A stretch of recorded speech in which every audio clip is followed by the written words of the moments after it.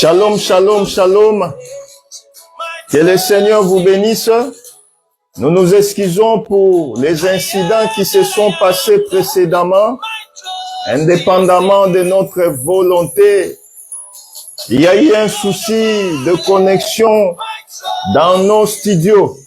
Nous vous prions de nous excuser. Nous ne sommes pas maîtres de la technologie ni de la connexion.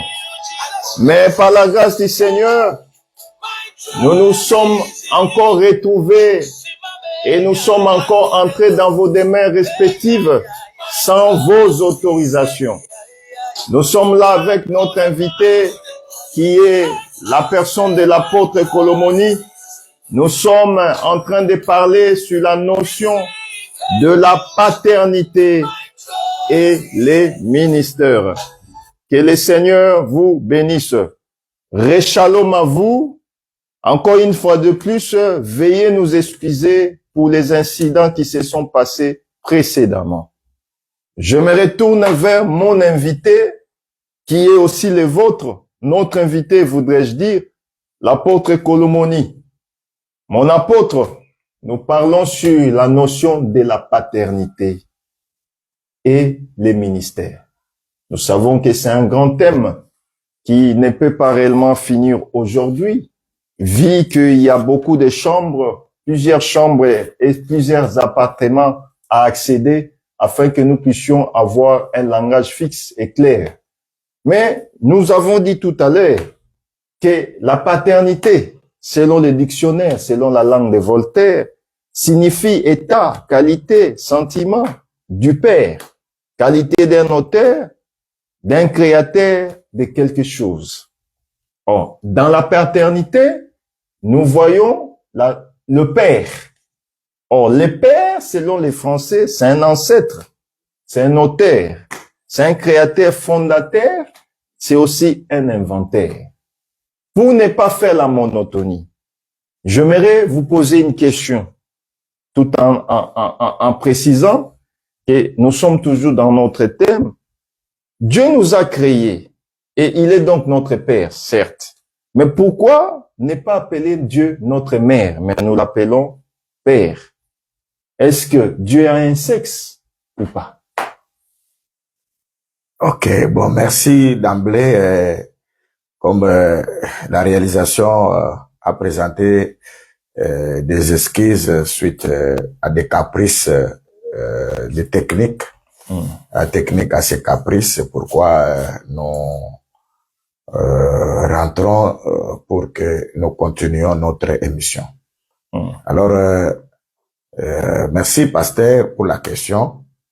Vous avez parlé parce que le thème c'est la paternité et le ministère.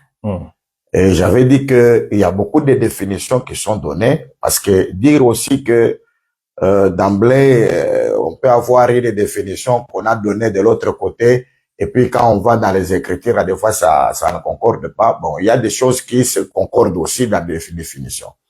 C'est comme Paul parlait lorsque il dit que Dieu avait dit à Abraham que je te bénirai toi et ta postérité. Il n'avait pas parlé de postérité comme s'il s'agissait de plusieurs, mais d'une seule postérité, c'est-à-dire Christ. Donc, quand il y a de certaines définitions, comme aussi Paul pouvait définir, expliquer les termes Agar, il dit qu'en Arabie, c'est la montagne de Sinaï. Donc, c'est Jérusalem actuel avec ses enfants qui sont dans la captivité. Donc, nous croyons aussi que la paternité, parler de la paternité, c'est parler du Père. C'est parler du Père, c'est parler de la source. En réalité, c'est de cette manière-là, et c'est pourquoi, parlant de la paternité, nous ne voyons pas là-bas le problème de la maternité. Nous ne voyons pas le problème de la maternité. C'est pourquoi, moi, j'ai toujours dit que le père d'Adam, parce que Dieu est père d'Adam, parce qu'il est le créateur d'Adam, c'est lui qui a engendré Adam, c'est lui qui est la source d'Adam. Vous voyez? Très bien. Alors, on peut poser la question, qui était la mère d'Adam? Vous voyez? Alors, on peut dire que Dieu est le Père et il est aussi la mère. Mais je voudrais seulement dire tout simplement que Dieu était le Père d'Adam. Oui. Mais la mère d'Adam, c'était la terre. Donc, parce que pour que Dieu fabrique Adam, il s'est servi de la terre. De la terre, oui. C'est-à-dire, c'est de la poussière de la terre. C'est pourquoi, lorsque Adam a péché, Dieu a dit que je vais te faire retourner là où tu étais sorti. Or, l'enfant sort du sein maternel. Très bien. Alors, donc, le sein maternel pour Adam, c'était la terre où il a été formé. Là, Dieu devient père et la terre devient mère.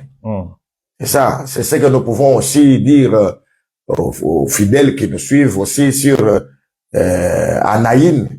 L'Écriture dit qu'il y avait un fils unique de sa mère.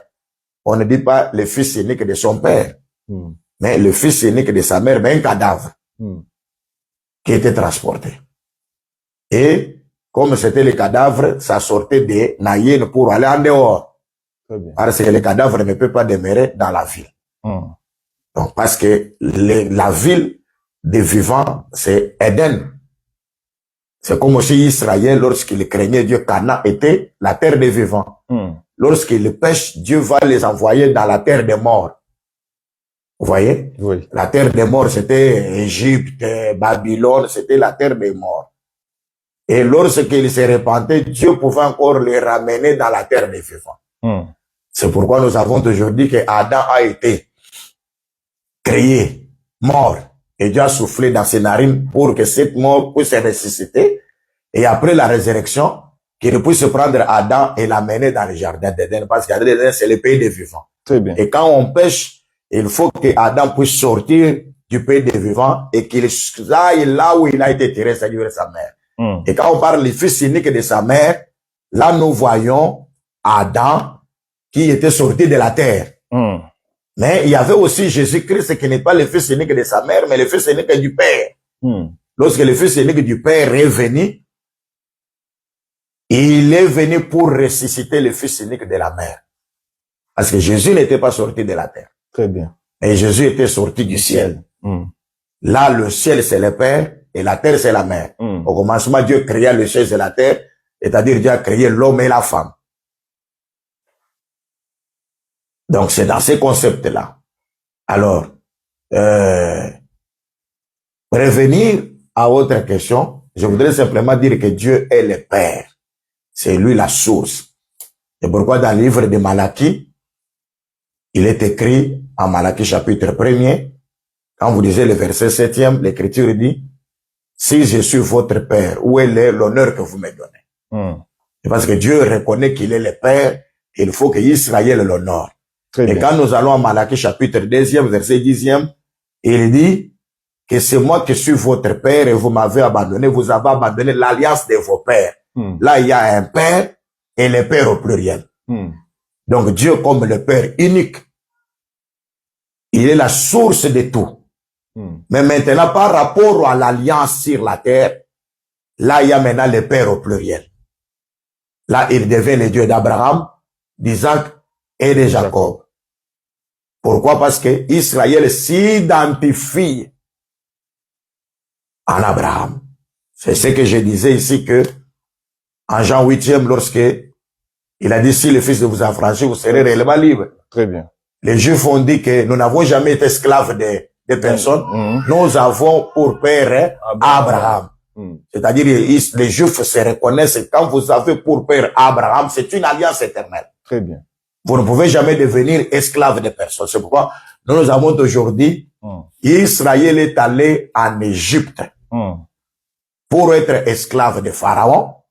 Mais Israël ne se voyait pas esclave de Pharaon. Très bien. Mais il se voyait esclave de Dieu, parce que c'est Dieu qui avait dit à Abraham, ta postérité descendra dans un pays étranger et sera servi. C'est-à-dire, c'est ce que Dieu avait dit, qui avait tenu Israël en captivité. C'est pourquoi ils ont dit à Jésus, nous n'avons jamais été esclaves de personne. Parce que si même nous allions en captivité, c'était sur l'ordre de Dieu.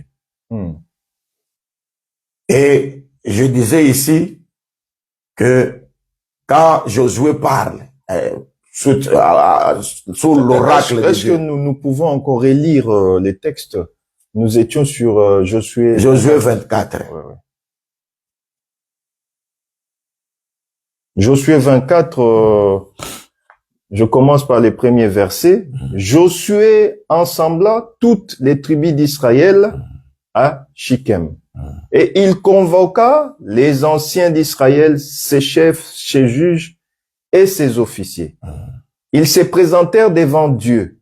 Josué dit à tous les peuples, ainsi par l'Éternel, les dieux d'Israël, vos pères, Térak, père d'Abraham et père de Nacor, habitent anciennement de l'autre côté du fleuve. Et ils servaient d'autres dieux. J'ai pris votre père Abraham de l'autre côté du fleuve et je lui fis parcourir tous les pays de Canaan. J'ai multiplié sa postérité et je lui donnai Isaac. C'est ça. Donc, c'est-à-dire que quand on parle des pères, on commence par Térak. Et puis Térak était le père d'Abraham et de Nacor. Très bien.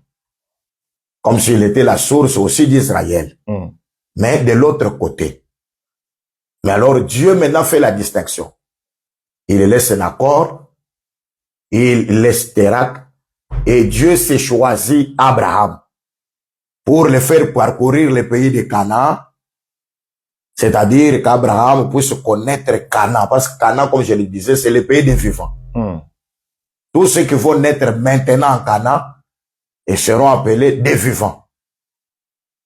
Et c'est que dans la liste des thèmes, et je sais qu'une autre personne aussi viendra parler, la femme sera néanmoins sauvée en devenant mère. Je sais que le Seigneur fera grâce pour qu'il parle de cela. Donc, pour tout simplement dire que Ève, moi j'ai toujours dit que Ève n'était pas la mère des vivants. Ève était la mère des morts. Parce que tous ceux qui sont ici de Ève étaient des morts.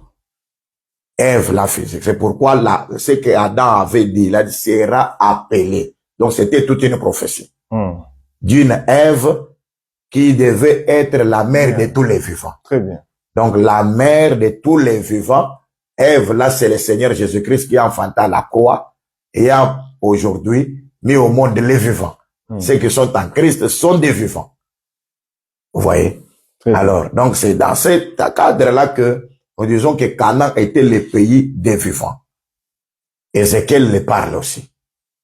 Que Israël vivait dans le pays des vivants. Et Dieu les a amenés en captivité. C'est-à-dire, quand ils vont en captivité, ils se retrouvent dans le pays des morts.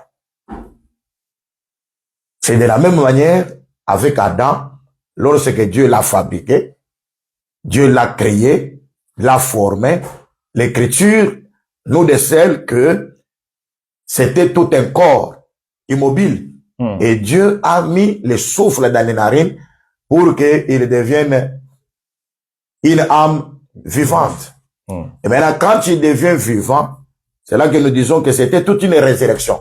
C'est-à-dire, Dieu a créé un mort et il l'a ressuscité. Comme il est devenu vivant, il ne peut pas demeurer là-bas. Il faut qu'il l'amène dans le pays des vivants qui est le jardin d'Éden. Donc là, le jardin d'Éden, dans la continuité, ça devient aussi Canaan.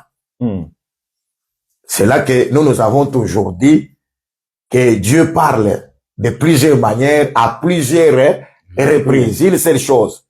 Mais Dieu les répète de plusieurs manières. Donc, Dieu a pris pour Adam, le pays des vivants, c'était Éden. Et maintenant, quand Dieu maintenant fait sortir Abraham, le pays des vivants devient Canaan.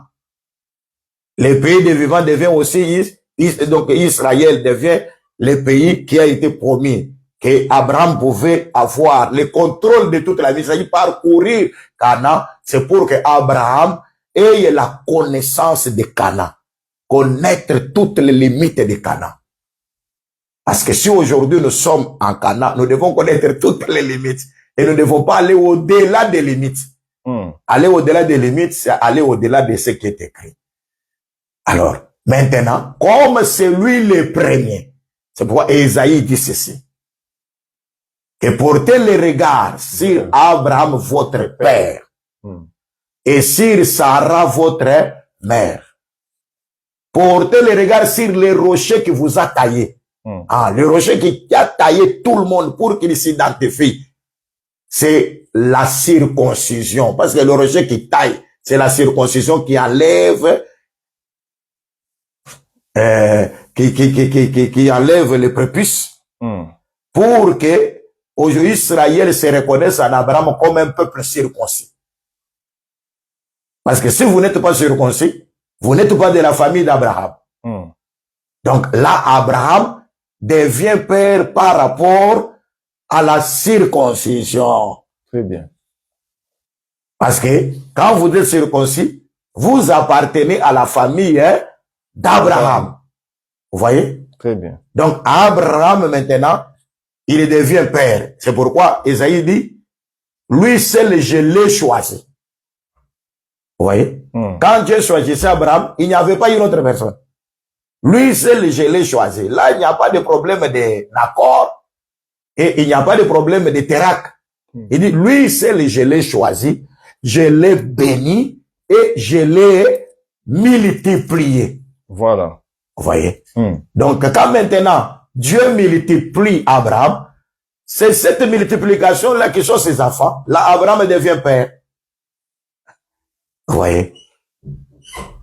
Et quand nous regardons, Dieu a fait que Abraham devienne père aujourd'hui de tous ceux qui ont la foi. Vous voulez dire que Abraham, c'est notre père de la foi. Après Abraham, c'est notre père à la foi. C'est-à-dire que si nous avons la foi, c'est la foi d'Abraham que nous avons eu en héritage, en Jésus-Christ. Mais Abraham n'a jamais existé. C'était l'ombre des choses à venir. Alors, c'est ce que nous disons parce que parlant d'Abraham, Isaac et Jacob, parlant Abraham, Isaac et Jacob, moi j'ai toujours dit ceci, Abraham, Isaac et Jacob n'étaient pas israélites.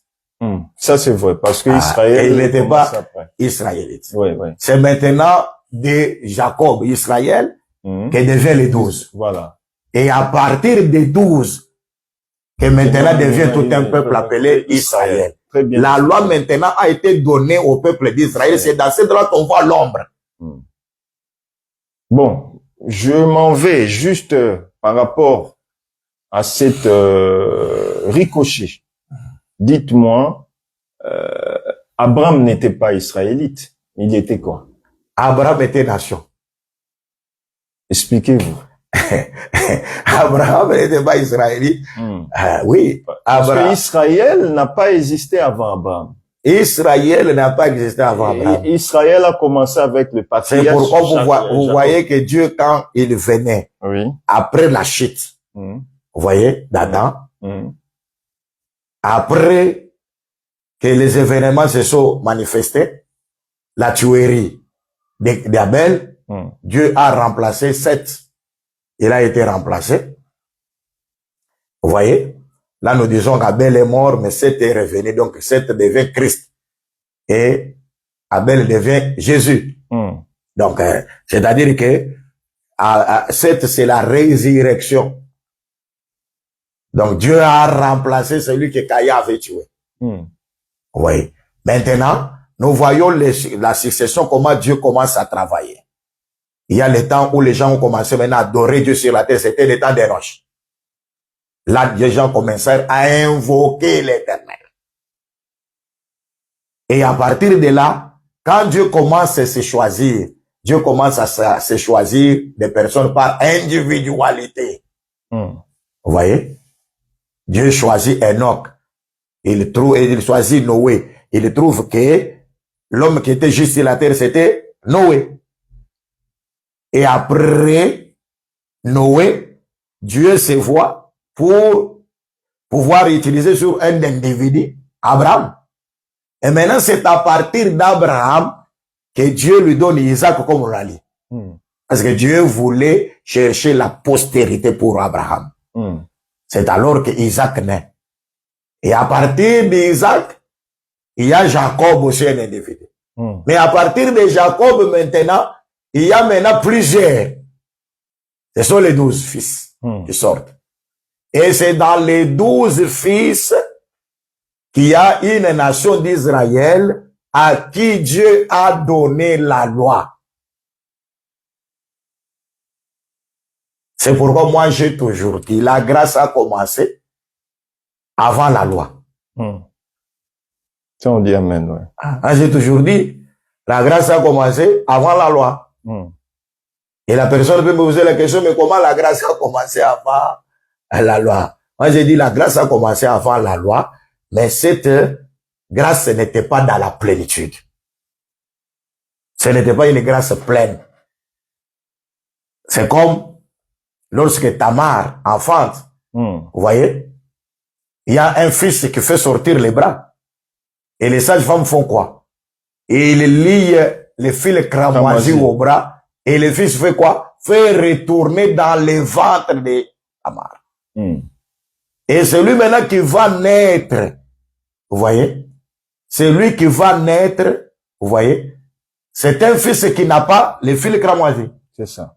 C'est ce que j'ai dit que c'est lui-là qui va mettre, il y avait les fils cramoisis, il va naître en seconde position. C'est ce que nous disons que ce qui était sorti avant, c'était les bras. Et les fils cramoisis, c'était la grâce. Donc la grâce a été manifestée, mais non pas en totalité. Et maintenant, le fils qui n'a pas les fils cramoisis, c'est Israël qui sort. Et là, il n'y a pas les fils cramoisis, c'est Israël qui sort avec la loi. Parce qu'il n'y a pas réellement la rédemption. Il n'y a pas la perfection dans la loi. Mais après Israël qui est sorti sans les fils cramoisis, c'est lui-là qui avait les fils cramoisis, il sortira maintenant dans la plénitude. Ça, c'est Jésus-Christ qui viendra maintenant dans toute la plénitude. Mais en première position, il avait fait sortir les bras. La grâce a été manifestée à Noé, c'est les bras. Ce n'était pas la totalité. Abraham, c'est les bras, ce n'était pas la totalité. Isaac, c'est les bras, ce n'était pas la totalité. Jacob, c'est les bras, ce n'était pas la... Mais après toutes ces choses-là, Dieu a permis d'abord qu'Israël puisse naître sans qu'il ait les fils cramoisis. Mais après, c'est là que la grâce sort en totalité. Très bien. Vous voyez ça? Donc, c'est là que nous disons que pour être père, d'abord, le père, c'est Dieu. Dieu, il est le père de tout. Et après Dieu, comme père, Israël se retrouve en Abraham comme source de foi pour eux. Comme source d'alliance, comme source de la circoncision. Vous voyez? Là, Abraham se retrouve comme père. Et Paul explique à Abraham. Il dit qu'avant que Abraham soit circoncis, il était incirconcis. Pourquoi? Parce qu'il devait être en même temps père des incirconcis et le père des circoncis. C'est pourquoi Abraham crut en Dieu et fut justifié avant même la circoncision.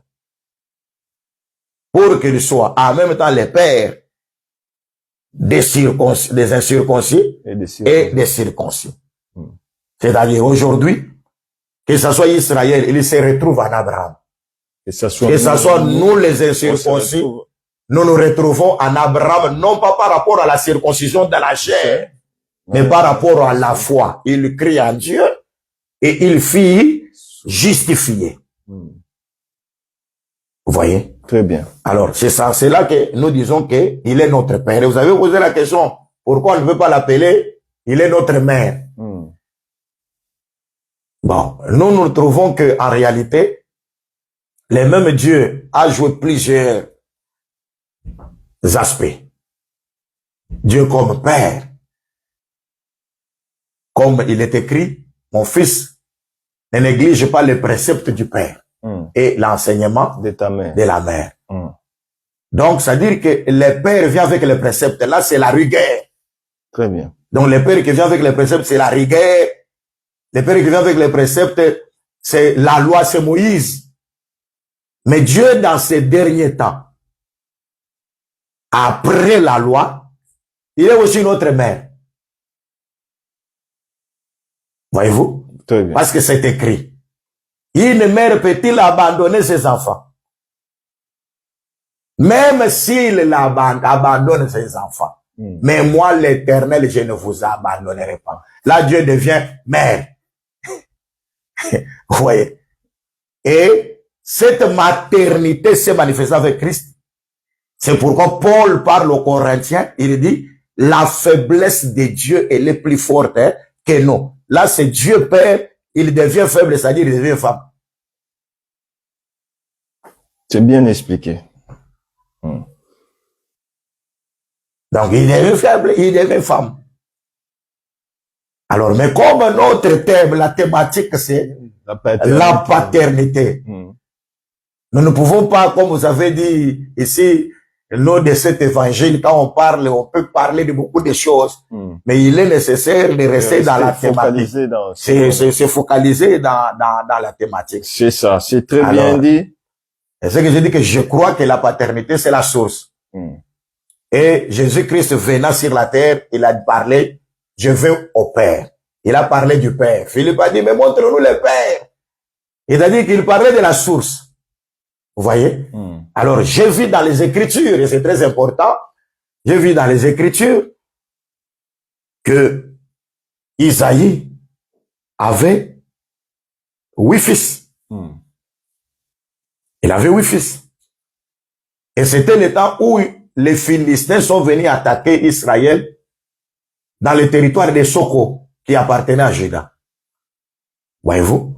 Mais vous allez vous rendre compte que Isaïe a envoyé 3 de ses fils pour accompagner le roi Saül.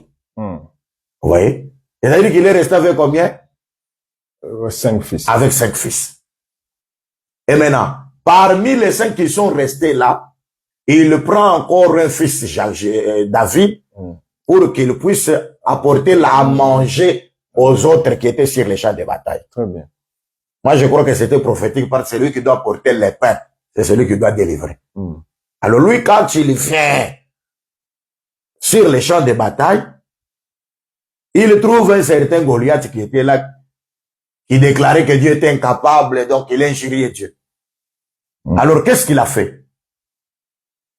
Lui, il est allé dans l'eau. L'eau, c'est la source. Et en parlant de source, je vois aussi le Père. Pour rendre combien? 5 pierres. C'est-à-dire qu'il va dans l'eau, qui est la source. En d'autres termes, l'eau là, il imite son père Isaïe, qui était resté avec les 5 pierres. Et quand il prend les 5 pierres, il lance seulement une seule pierre qui était lui-même David, pour seulement dire, que l'écriture s'accomplisse, que je vois tout ce que j'ai vu chez moi, chez mon père. C'est-à-dire que Jésus ne peut pas faire quelque chose qu'il n'avait pas vu chez le Père. C'est-à-dire que le Père, c'est la source de tout. Très bien. C'est l'origine de tout. Donc, c'est dans cette optique-là que je peux définir la paternité en un mot. Mais il y a l'écriture de Matthieu 23, 9, « N'appelez personne sur la terre votre Père. » Mais le Seigneur lui-même, il interdit qu'on nous puisse appeler Père. Pourquoi aujourd'hui, nous permettons, nous les voyons aujourd'hui, mon fils, mon père, char d'Israël, c'est un peu retourné à Babylone, parce que c'est les Babyloniens qui ont ces langages-là. Quand vous allez dans leur synagogue, vous trouverez, ils sont habillés et ils sont en train d'appeler mon fils, et à leur retour, appelle mon père. Sommes-nous aujourd'hui retournés auprès de notre mère Babylone, ou ils sont dans la doctrine? Est-ce qu'aujourd'hui, la notion du Père est-il d'actualité? Ça, c'est la question de base. Mais dites-nous, vous avez parlé d'Abraham, mais la question est la suivante. Combien de pères pouvons-nous avoir? Est-ce que pouvez-vous différencier les pères selon la doctrine? Bon, merci pour la question. D'abord, Matthieu 23e, bon, Jésus faisait des censures, hein. Il faisait des censures pour que des gens puissent se retrouver dans le chemin. Et il a parlé beaucoup de choses. Il a parlé par n'appeler personne sur la terre père, n'appeler personne sur la terre conducteur, n'appeler personne sur la terre maître. Et donc, Vous voyez quand l'Écriture parle du conducteur, obéissez à vos conducteurs. Hein? Obéissez à vos conducteurs. Donc, si on dit aujourd'hui qu'il y a plusieurs conducteurs, c'est pour dire simplement qu'ils ont, Paul, quand je parle ça aux Hébreux, c'est-à-dire qu'il a contredit Matthieu 23. Et quand Paul parle, quand il y a n'appelez personne sur la terre maître, car l'un est votre maître. Donc, c'est-à-dire qu'il a contredit, où Paul dit que si vous avez 10 000 maîtres, mais vous n'avez pas cependant plusieurs pères, parce que c'est moi qui vous ai engendré. Il a contredit ça. Non, il y a un sens. Et moi, je trouve que où est-ce que Jésus a ramassé ça? Où est-ce que Jésus-Christ a ramassé Matthieu 23? Hein, parce que vous êtes là? Oui, je suis là. Donc, c'est-à-dire, où est-ce qu'il a ramassé ça? Il l'a ramassé à Malachie chapitre 2, verset 10. Donc, Matthieu 23 là, Jésus l'a ramassé là-bas.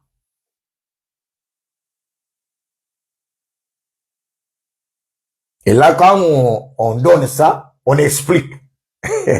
Ah oui, Malachie 2. 10. Je lis au nom du Seigneur Jésus-Christ. Amen, amen. N'avons-nous pas tous un seul Père, n'est-ce pas un seul Dieu qui nous a créés? C'est ça. Voyez? Il est notre Père, pourquoi? Parce qu'il nous a créés. Il nous a créés. Donc, lui seul, il est le Père parce qu'il est notre créateur. Non, ne finissez, vous n'avez pas encore fini l'écriture. Je retourne. Vous n'avez pas encore écrit l'écriture. Donc, si Dieu est, on dit n'appelez personne sur la terre votre Père. Parce que personne sur la terre n'est pas notre créateur. Vous voyez? Aujourd'hui, même les diables là, il est là. Il n'a jamais créé. Ça, c'est vrai. Les démons là, ils viennent seulement posséder des personnes que Dieu lui-même a créées. Et appeler aujourd'hui, s'il y a un qualificatif qu'on peut appeler des diables créateurs. Vous l'avez déjà lu? Oui. Diable créateur. Non. Hein? Mon prêché pasteur. Non, je n'ai pas lu. Mais on peut appeler les diables Dieu. Non? Les dieux de ces siècles. Avec l'intelligence de plusieurs. C'est ça, non? Dieu, il y a Dieu. Et Dieu, c'est-à-dire un sujet d'adoration, celui qu'on adore. Aujourd'hui, il y a des personnes qui adorent aussi les diables. On l'appelle Dieu. Très bien. On peut l'appeler qu'il est le prince de ce monde. C'est ça, non? Ouais. Il y a plusieurs qualificatifs du diable. Mais est-ce qu'on peut appeler des diables créateurs? Non. Hein? Non. Il y a l'unique créateur qui a créé des choses visibles et invisibles. C'est Dieu. C'est là que Malachie, on dit que je suis votre Père parce que c'est moi qui vous ai créé. Donc, le créateur, c'est-à-dire la source de tout. Il est le Père des êtres spirituels et des êtres physiques. Ceux qui se voient et ceux qui ne se voient pas. Parce qu'il est le créateur. Là, il est le Père. C'est là ce que Jésus n'appelait personne sur la terre, Père. En d'autres termes, n'appelait personne sur la terre, créateur. Géniteur, quoi. En gros. N'appelait personne sur la terre, créateur. Alors, continuons avec l'écriture. Pourquoi donc sommes-nous infidèles l'un envers l'autre en profanant l'alliance de nos pères? Je voulais que tu continues. Et en continuant maintenant, il y a maintenant les pères. Si Dieu, il est le Père unique, c'est parce qu'il est le Créateur. Mais en dehors de lui, comme le Père unique, il y a plusieurs pères qui sont aussi des pères de l'Alliance. Et ce père de l'Alliance, c'est Abraham, Isaac et Jacob, selon Exode chapitre 3, verset 15. Lorsque Dieu envoie Moïse, il va leur dire que moi, le Dieu de leur père, les dieux d'Abraham, d'Isaac et de Jacob. C'est en cela que Israël reconnaît qu'Abraham, il est leur père. C'est par rapport à l'alliance. Dieu est leur père par rapport à la création. Mais Abraham devient père par rapport à l'alliance.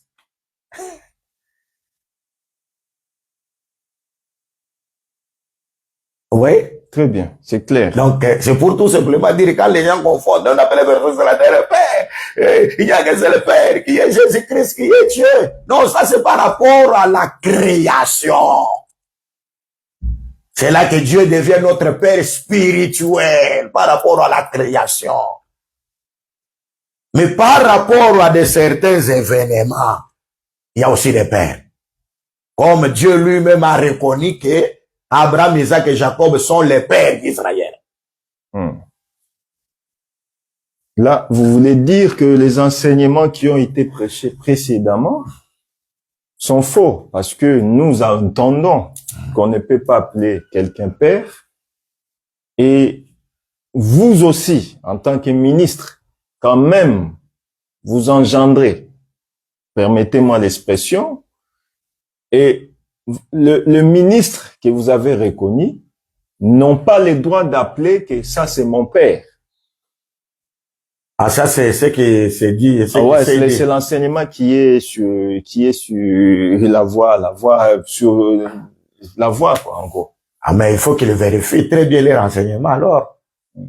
Hein? Et il faut qu'il les vérifie très bien, parce qu'il ne faut pas dire des choses que vous n'avez pas la maîtrise, parce que la Bible, il faut que le Seigneur vous donne la Bible pour en comprendre. Si Dieu ne vous donne pas la Bible, il faut que vous allez rien comprendre. Par exemple, comme nous autres, nous avons été reconnus par l'apôtre Calais, par pasteur Jacques, docteur Jacques, pardon. J'ai pas le droit de les appeler mon père. Je dois les appeler mes aînés. Croyez-vous à la chose ou pas? Mais est-ce que vous avez l'écriture qui parle des aînés comme ça par rapport et que des hommes mais je vais vous dire la vérité, et c'est très important. Quand on parle l'aîné, moi je crois, l'aîné c'est-à-dire quelqu'un qui m'a devancé. En d'autres termes, l'aîné aussi peut être dit dans la famille, on parle que le fils aîné, c'est par rapport au droit d'aînesse. C'est ça, n'est-ce pas? C'est ça. Un aîné. Ça, c'est selon les Français. Mais c'est un droit d'aînesse, l'aîné. Donc, quand on explique l'aîné, ça veut dire qu'il est l'aîné. C'est ça, n'est-ce pas? Siméon, tout ça. Mais vous avez parlé d'Ésaü ici. Jacob, quand il a fouillé, il a demandé à Dieu, je vais, quand tu me garderas, tu me donneras du pain, tu me donneras les vêtements, et que je retournerai, je te donnerai la dîme. C'est ça, non? C'est ça. Et quand tu les retournes, il y a des gens qui posent la question, quand tu les retournes, depuis quand il a donné la dîme? Mais il avait parlé de la dîme, mais il en a donné où? Mais quand il retourne, il a croisé Ésaü, il lui dit quoi? Je t'ai vu, tu as la face de Dieu. Donc Ésaü, le premier-né, il a la face de Dieu. C'est pourquoi tu dois participer à mes bénédictions. On en parlera sur la dîme aussi. Donc c'est ça. C'est très important parce qu'aujourd'hui on ne croit pas à la dîme. Certaines personnes. Bon, j'ai seulement décelé ça. Oui. J'ai seulement décelé ça, mon pasteur. Je pensais que j'ai seulement décelé pour pouvoir donner l'identité de certaines choses, de certaines vérités des Écritures. Parce qu'on ne peut pas prendre l'Écriture et mettre l'Écriture en prison. On ne peut pas emprisonner l'Écriture. On ne peut pas emprisonner l'Écriture, pasteur. Oui. Et pourquoi? Les mêmes Ésaü, comme les premiers là, il devient tout un Dieu. Il a la face de Dieu et il mérite le bien de Jacob. Il mérite le bien. Maintenant, qui a la face de Dieu aujourd'hui? C'est les prédicateurs. C'est l'évangile. C'est le ministère de la parole. Qui a la face de Dieu aujourd'hui. Et qui mérite avoir les biens du peuple. La considération du peuple. Et je voudrais simplement dire ceci. Les premiers-nés, l'aîné, parce que vous avez parlé de l'aîné. Vous dites qu'il y a des gens qui disent qu'il faut appeler un aîné au lieu de parler du père. Mais je voudrais simplement te dire que lorsque on a pris Joseph, on l'a mis dans la citerne. L'aîné qui était rebelle n'était pas là. Mais lorsqu'il retourne, il dit quoi? Où est-ce que vous avez mis l'enfant? C'est-à-dire que l'aîné devient aussi le père. Parce que il l'appelle l'enfant. Au lieu de l'appeler son frère. Au lieu de l'appeler le frère. Ça tombe. Pendant que les autres ils peuvent appeler notre frère Joseph, mais lui dit, où est-ce que vous avez mis l'enfant? Parce qu'il est l'aîné. Et c'est dans cette optique-là que, lorsque Benjamin est venu, Joseph, qui était son frère aîné, dans le ventre de sa mère, Joseph était l'aîné de Benjamin. Il a dit, mon fils. Il a appelé Benjamin mon fils. C'est-à-dire, un aîné, c'est aussi un père. C'est aussi un père. Et je peux vous déceler ces choses-là, il y en a plusieurs. Allez-y, vous avez votre temps. Donc, je peux vous déceler que, en réalité, lorsque nous voyons Élisée, il y avait d'autres fils de prophètes qui n'étaient pas en compagnie avec Élisée. Quand Élisée suivait Élie, ils ont venu dire, est-ce que tu sais que ton maître te sera enlevé au-dessus de toi? Il a dit, j'ai laissé taisez-vous. Et il a suivi Élie. Et Élie, lorsqu'ils arrivent, il dit, mais demande-moi ce que tu veux. Et il dit, non, je veux que tu me donnes la double portion de l'esprit qui est sur toi. Il dit que tu me demandes une chose difficile, mais reste seulement quand je serai enlevé. Vous voyez? Quand je serai enlevé. Alors lui, il est enlevé dans un char de feu. Et lorsqu'il monte dans les tourbillons, c'est là que Élisée dit, mon père, char d'Israël et sa cavalerie. Donc il a reconnu que celui qui montait, il était son père. Son père. Vous voyez? C'est très important. Je vous coupe un peu. Ils diront que c'est l'ombre dans la réalité. Non, nous disons ceci. Très bien. Saoul, on l'a enterré de l'autre côté à Jabès. Mais il fallait qu'il puisse quitter là où on l'a enterré, David puisse l'enterrer de l'autre côté. Il y a certaines choses qui ont été de l'autre côté et qu'on doit encore les déterrer et les transporter de l'autre côté. Amen. Alors, tout n'est pas l'ombre. C'est pourquoi l'Écriture dit, la loi possède l'ombre. On ne dit pas que la loi a l'ombre, mais possède l'ombre. C'est-à-dire, dans la loi, il y a l'ombre. Mais dans la loi, il y a aussi la réalité. Voyez-vous? Alors, nous ne pouvons pas, mon pasteur, ça c'est la vérité, nous ne pouvons pas établir la doctrine sans pour regarder en arrière. Très bien, très bien. Jean a regardé. Il a entendu la voix, il a regardé en arrière. C'est très important. Très bien, très bien. C'est pourquoi, Bidad dit, si vous voulez, nous sommes seulement que d'hier. Mais il faut intéresser aux gens qui nous ont précédés pour avoir la précision. Vous voyez? Donc c'est pourquoi nous disons, et j'ai toujours dit, quand on pose la doctrine, il faut savoir que les femmes s'étaient dans les assemblées des saints, comme le dit aussi là, la loi. La loi. C'est-à-dire il a regardé. Très bien. Et il a posé la doctrine. C'est ça, n'est-ce pas? Ouais, très bien. Quand il parle que ceux qui remplissent les fonctions sacrées sont nourris par le temple. Qui remplissait les fonctions sacrées? C'était des Lévites. C'est ça, n'est-ce pas? C'est ça. Et celui qui travaille à l'hôtel mange à l'hôtel. Qui travaille à l'hôtel, les sacrificateurs. Paul, maintenant, il rassemble. Il met ensemble les Lévites et les sacrificateurs pour dire que Dieu a ordonné que ceux qui prêchent l'évangile, ceux qui annoncent l'évangile, vivent de l'évangile. Là, les ministres deviennent en même temps Lévites, en même temps sacrificateurs. Très bien expliqué. Vous voyez? Donc, c'est dans cette optique-là. Donc, c'est dans cette optique-là que mon pasteur,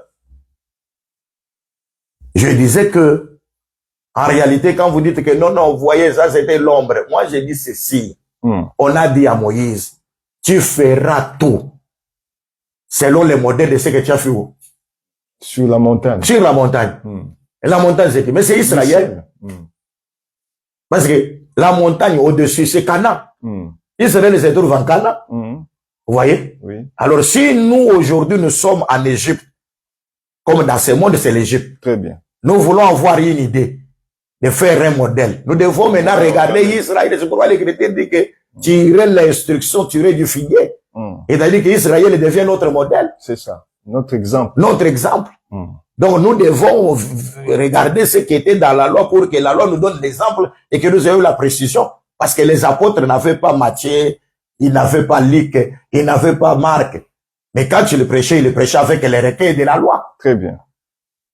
Et c'est pourquoi je dis que Élie, il a dit, tu demandes une chose difficile. Et qu'est-ce qu'il demandait? La double portion. Or, Moïse en avait déjà parlé que la double portion, si quelqu'un a des femmes et qu'il aime une autre et l'autre, il ne l'aime pas bien. Mais la femme qu'on n'aime pas, parce qu'elle l'a enfanté le premier-né, alors son premier-né là aura la double portion. C'est-à-dire, la portion que Élisée demandait à Élie, c'était la part du premier-né. Très bien. Vous voyez? C'était pour devenir l'aîné de tous ces fils de prophètes là qui disaient, taisez-vous. Pour qu'ils soient élevés, qu'ils deviennent l'aîné. Vous voyez? De tous ces gens-là. Donc, c'est-à-dire, quand maintenant la double, le manteau descend sur lui, hein, il maintenant, c'est lui qui incarne le Père, qui disait, mon Père, le Père maintenant descend en lui. Et quand il prend le manteau, il se retrouve devant le Jourdain, il dit, où es-tu le Dieu d'Élie? Les Jourdains se divisent. Les fils des prophètes là, ils vont venir se prosterner pour dire, nous avons vu que l'esprit d'Élie est descendu sur Élisée. En d'autres termes, c'est maintenant Élisée qui devient le père. Parce qu'il a le droit d'aînesse.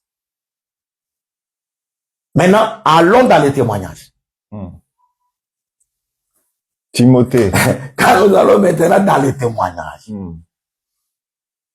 Quand nous allons dans les témoignages, et c'est très important. Dans les témoignages, je vis 1 Corinthiens chapitre 1 Corinthiens, où Paul parle que si vous avez plusieurs maîtres, mais cependant vous n'avez pas plusieurs pères. Attendez, je vais chercher ça.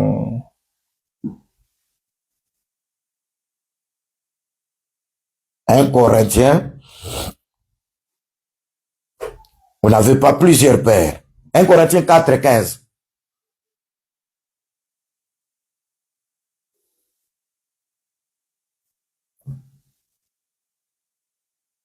Un Corinthiens 4, 15.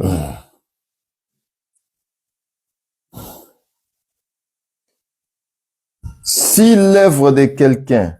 Non, ça c'est 1 Corinthiens chapitre 4e, verset 15e. Attendez, chez moi là. 4, 15. Bon, je vais prendre avec la Bible en manuscrit parce que là, c'est un peu incorrect.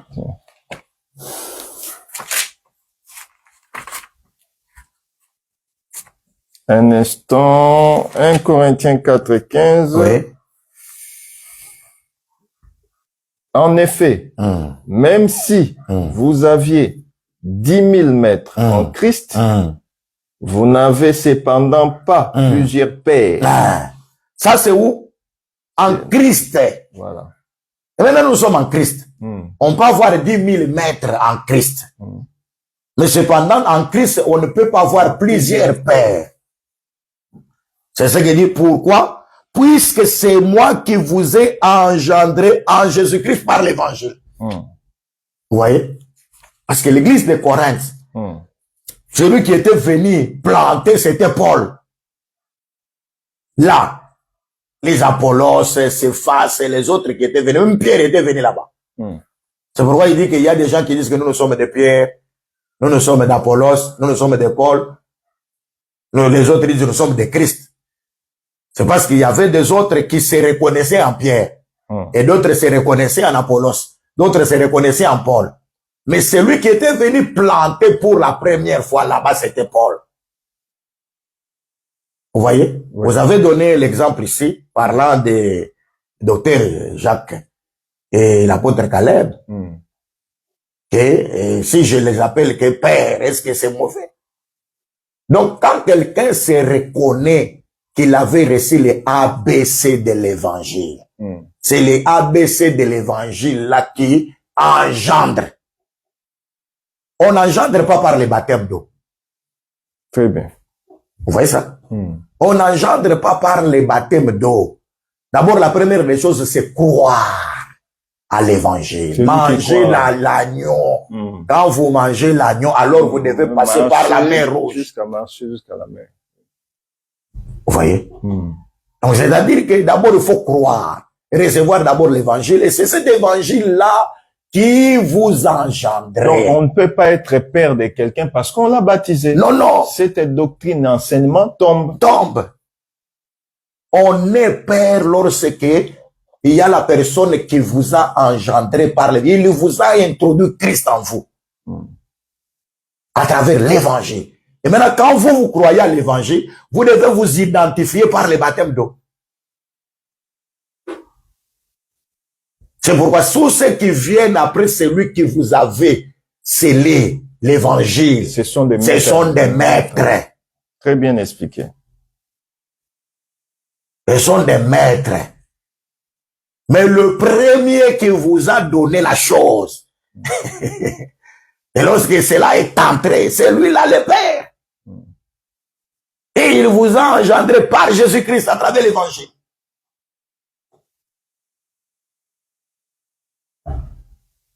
Les autres deviennent les pères, deviennent les maîtres.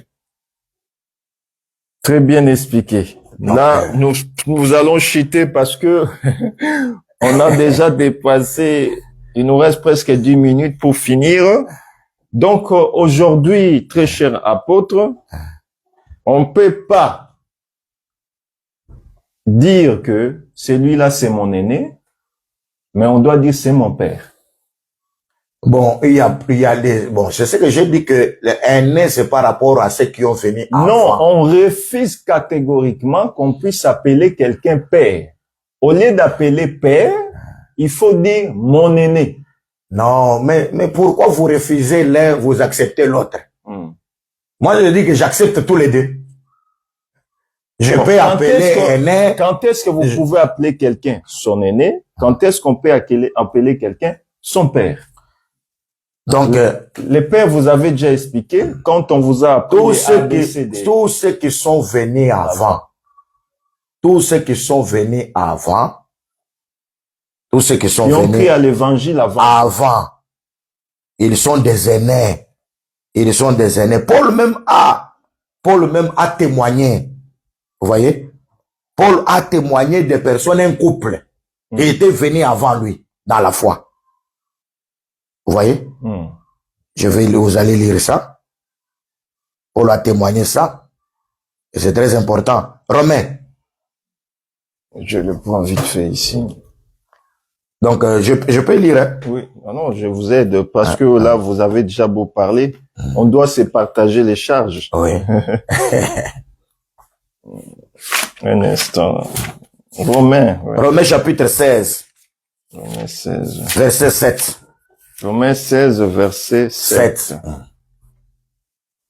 Saluez Andronicus et Junia, mes parents, mes compatriotes. Ici, mes compatriotes, c'est-à-dire mes parents, c'est par rapport aux compatriotes. Oui. Ouais, mes compatriotes et mes compagnons de détention. Ils sont très estimés parmi les apôtres et ils sont même convertis à Christ avant moi. Très bien.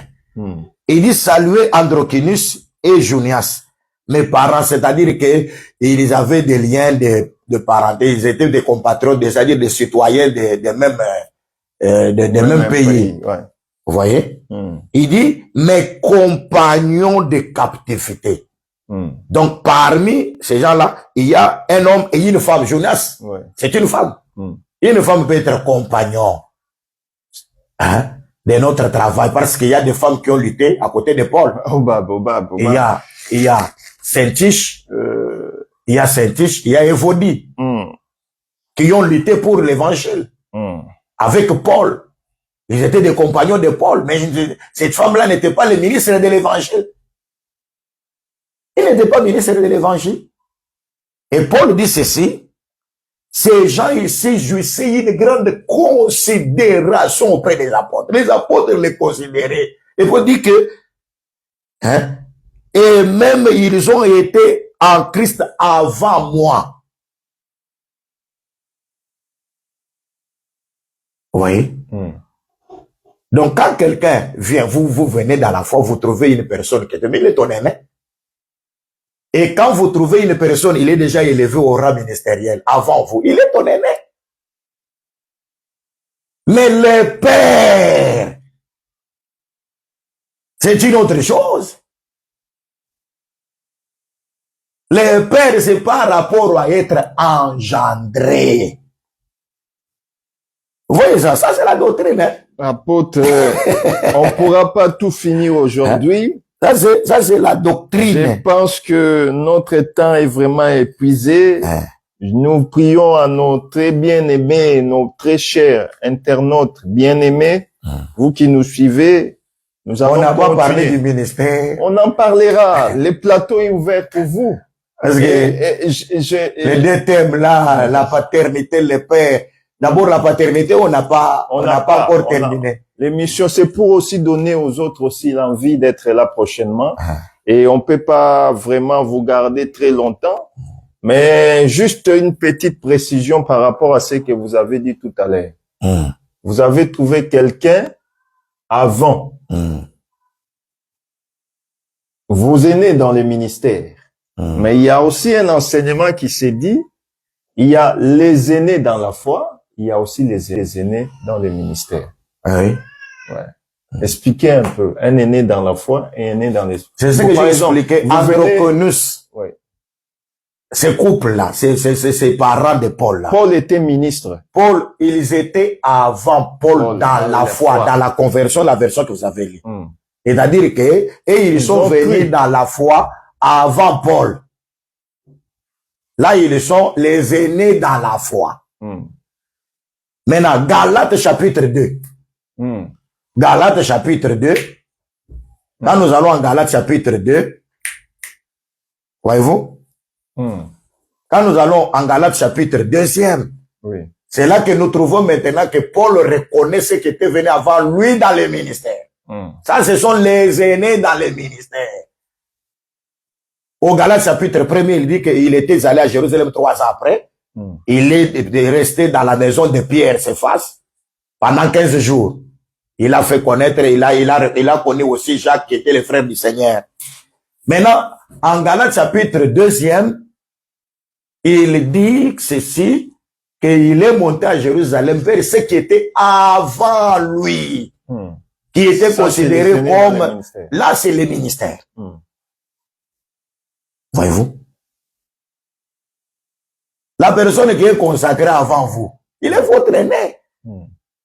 Mais toute personne qui est consacrée avant vous, il n'est pas votre père. Voilà.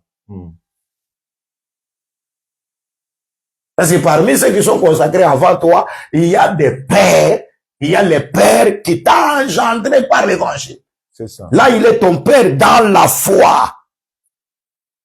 Il est ton père dans la foi. Est-ce qu'on peut lire une écriture? Allez-y. Philippiens. Réalisatrice, supportez-nous, on va bientôt chuter. On a perdu le temps à cause de votre connexion. Très chère réalisatrice, on vous aime bien, mais on va... Philippiens. Chapitre 2, verset 22. Philippiens 2, 22.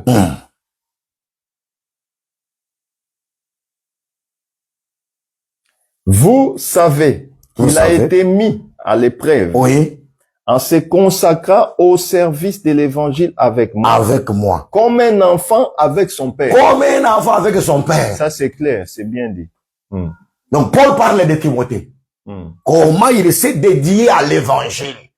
Il s'est consacré toute sa vie à l'évangile. Et il a été avec Paul dans les souffrances. Comme un enfant avec son père. C'est-à-dire que Timothée reconnaît que moi je suis enfant. Paul c'est le père. Et quand on parle comme un enfant, ça c'est une relation entre fils et père. Fils et père, une relation. Très bien.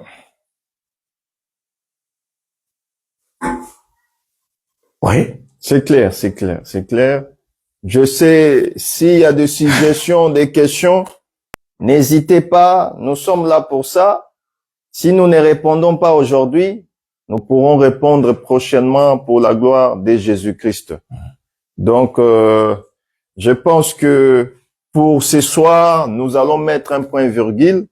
Donc déjà, nous allons donner la conclusion en disant que cet enseignement qui est sur la toile, si nous pouvons l'appeler ainsi, que son père n'est pas son père, c'est un aîné, ça tombe.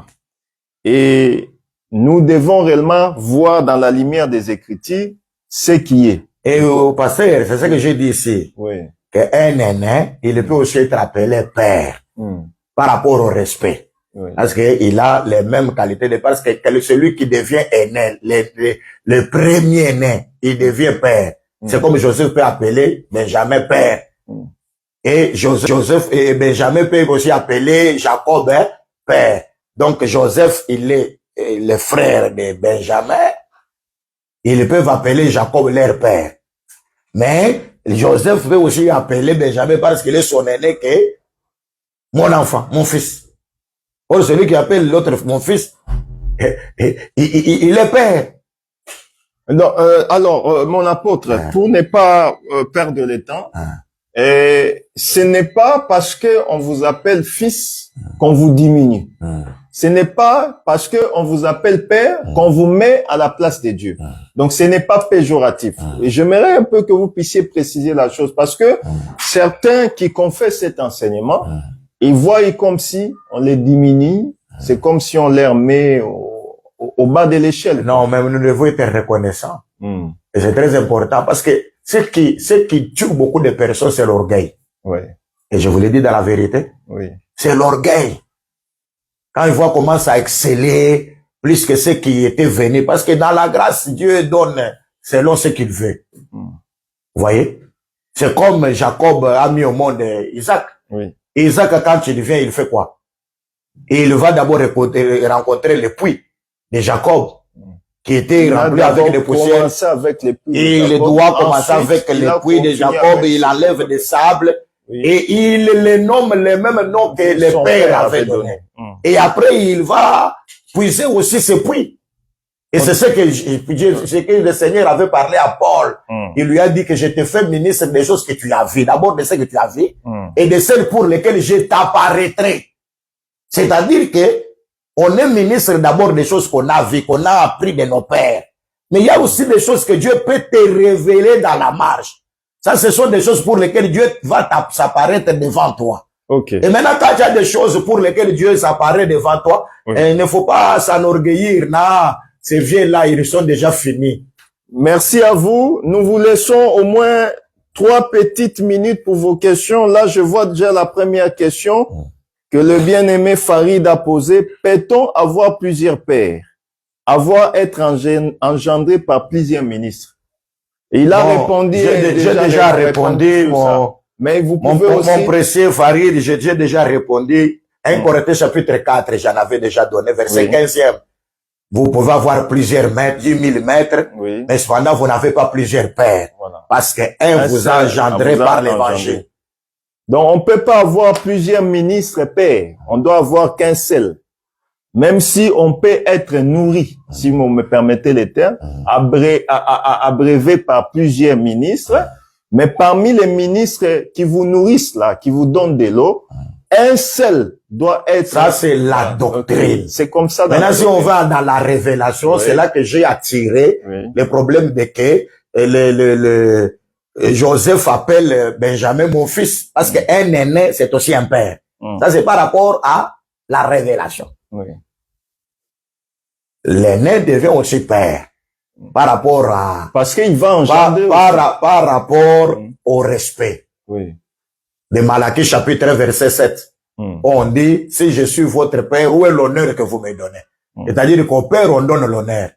Au maître aussi, on donne le respect.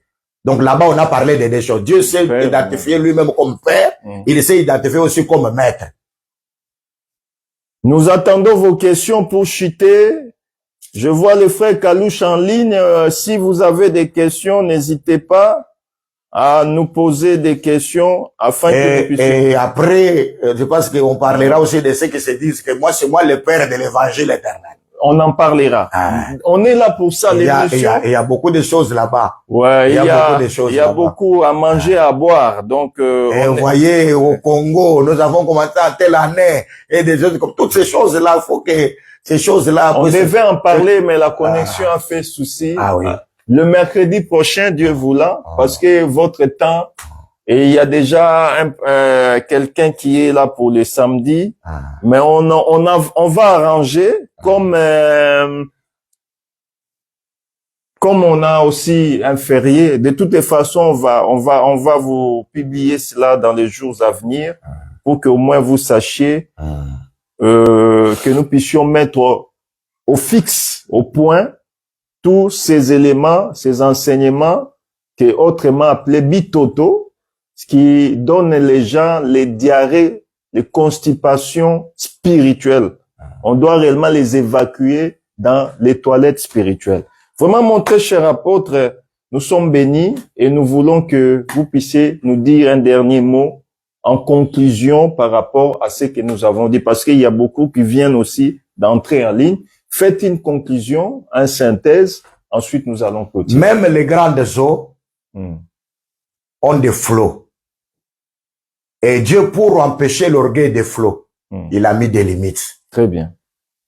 C'est pourquoi Paul dit, nous avons fait l'application sur la personne d'Apollos et sur moi, Paul, afin que vous, Corinthiens, vous apprenez à nos personnes à ne pas aller au-delà de ce qui est écrit. Très bien. C'est-à-dire que nous devons rester dans ce qui est écrit, afin que, parce que ce qui est écrit, c'est notre absolu.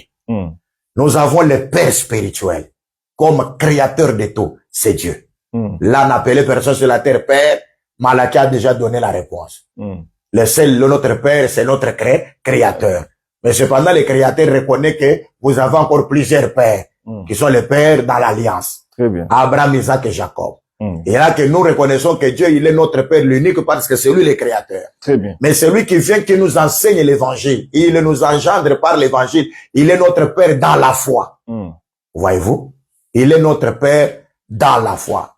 Alors ça, c'est ce que nous a dit. Et bon, dans la suite des temps, peut-être les gens peuvent poser la question, est-ce qu'il y a un père dans le ministère? Parce qu'il y a des gens qui définissent les pères dans la foi et aussi les pères dans le ministère. Est-ce qu'il y en a un père dans le ministère? Est-ce que c'est scripturaire? Là, le Seigneur nous donnera l'occasion. À Dieu voulant. En tout cas, nous allons vous publier sur notre page. Si on pourra avoir l'émission spéciale pour continuer sur la notion de la paternité les lundis fériés, ou si nous allons toujours continuer cela les mercredis. Mais mettez dans votre tête, s'il vous plaît, que déjà mercredi, l'apôtre va revenir pour continuer, parce que cet enseignement fait couler beaucoup d'encre. Et il y a plusieurs confessions. Là, déjà, en venant, il y a beaucoup de questions que nous n'avons même pas répondues. Il y a plusieurs questions qui sont là sur la feuille que nous allons répondre prochainement. En tout cas, nous vous remercions pour votre temps. Nous remercions aussi ceux qui sont entrés en retard. N'hésitez pas, si vous avez des questions, les numéros sont là. Vous pouvez nous appeler ou soit nous envoyer des questions inbox. Vraiment pour ce soir, que le Seigneur, notre Dieu, qui vous a donné la grâce et la capacité de rester pendant 1 heure de temps, plus même, afin de suivre cette émission. Et vous pouvez nous soutenir dans vos prières. N'hésitez pas, vous savez que le diable combat toujours ce qui est vrai. Et déjà, vos prières feront que nous puissions toujours être là et que nos invités aussi puissent être là pour que Christ soit loué. Pour ce soir, nous vous disons shalom, que le Seigneur, notre Dieu, vous bénisse et qui vous comble abondamment. À nous revoir prochainement pour la gloire de Jésus-Christ. Que notre Dieu vous bénisse. Que le Seigneur vous bénisse. Que le Seigneur vous bénisse. Que le